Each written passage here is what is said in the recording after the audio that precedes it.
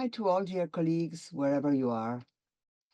I would like to share a few ideas on the title of this meeting, Centering the Periphery, an interesting way of putting a number of issues together that we may face and discuss. In the first place, the periphery seems to be in the South, so that both periphery and the South appear to be synonymous.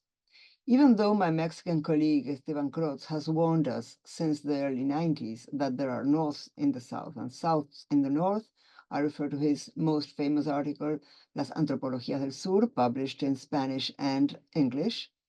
Truth is that the South is acknowledged as the periphery of the world, meaning wealth, power, development, and even well-being.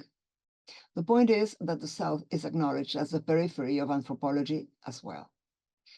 What does this mean to our discipline? As I see it, there are two sides of the coin. One is to assume that the periphery deserves attention and interest, which it already does.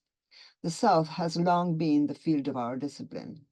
Such an interest stems from the image of the South as distant and exotic. In fact, the South has been the core of exotism and therefore the center of anthropological fieldwork. The other side of the coin shows that the South as periphery also refers to us anthropologists who partake the peripheral conditions of poverty, underdevelopment, and delay of the southern countries where we live in, where we do fieldwork, where we teach, study, write, and publish. That is, as southern anthropologists, we seem to carry on peripheral and underdeveloped anthropologies. I think that we must reflect upon the meaning of to center the periphery in reference to us, anthropologists. In this respect, we Southern anthropologists claim to be taken seriously enough in the global debates of anthropology, in core publications, and in global bibliographies. Why? Why are we asking for this? Because this hardly happens. As central anthropologist Clifford Geertz once taught us, centers are constantly made together with and thanks to the peripheries, and even from the peripheries, as also taught us Cardoso and Faleto, González Casanova, Wallerstein, and many, many others in the North and in the South. Many years ago, Argentine-Brazilian colleague Federico Neyburg used Geertz's paradox of charisma to look at October 17th, the cradle of Peronism. Let's remember this paradox. Briefly put,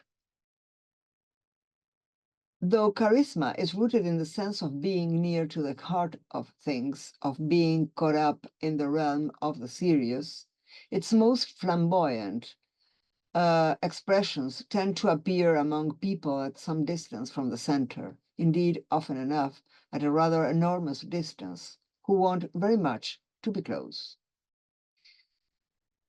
Populism notwithstanding, this quote makes me think of Southern anthropology as a charismatic métier, talking to the center from a rather enormous distance, although it wants very much to be close to the center.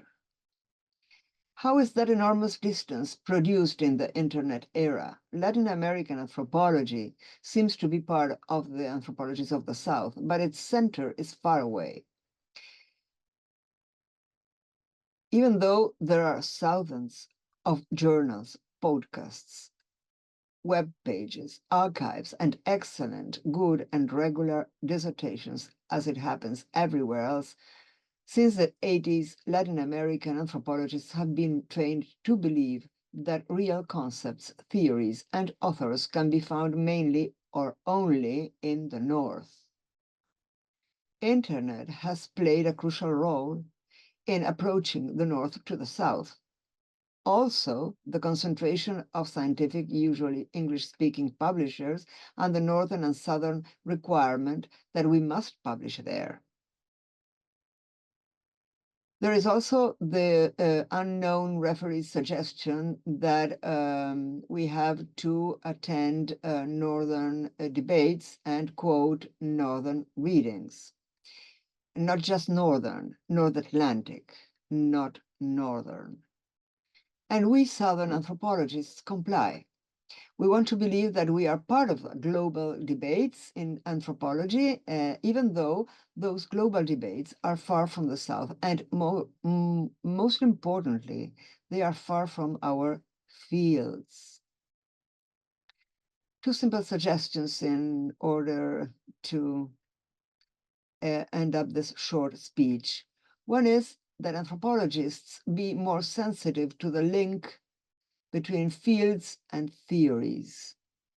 If Bourdieu, Ingold, or Foucault can lend us the overall understanding of world issues, something goes really wrong with us, not with them. Another suggestion is that Northern anthropologists be less ethno and nation-centric and study Southern intellectuals as their colleagues, not as natives or helpful people to be acknowledged. Maybe Northern and Southern intellectuals can read Ebe Vessuri, Vessuri,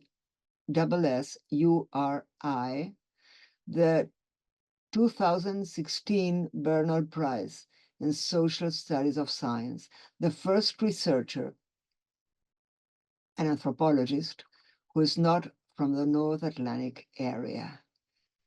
We would all learn a lot from her.